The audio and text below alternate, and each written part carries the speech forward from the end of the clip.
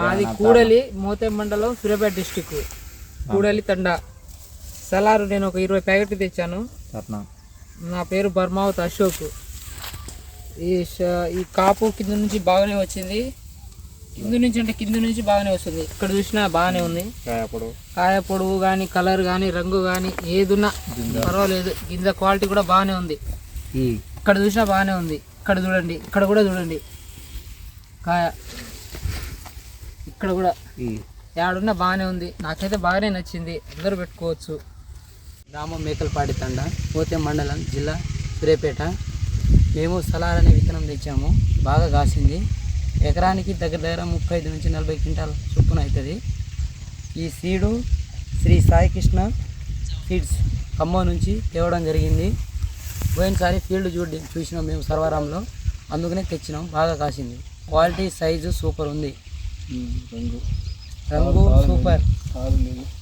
తాలు మాత్రం ఒక్కటి కూడా లేవు. రాంపురం తండా సాయికృష్ణ సీడ్స్ వాళ్ళ దగ్గర నుంచి ఈ సంవత్సరం కొత్తగా సలార్ తీసుకొచ్చినాం. అయితే తోట బాగుంది. కాయ రంగు అయినా సైజ్ అయినా ఏదైనా బాగానే ఉంది. తోట దాదాపు 4 నుంచి 5 ఫీట్ల దాకా వేసింది తోట. నేను నాతో పాటు 20 మంది రైతులను కూడా వెళ్ళినాం రాంపురం తండ నుంచే. వాళ్ళ పేర్లు వాళ్ళకు కూడా అందరిది బాగానే ఉంది. ఈ సలారు మంచిగా ఉంది, దీన్ని వేసుకోవచ్చు.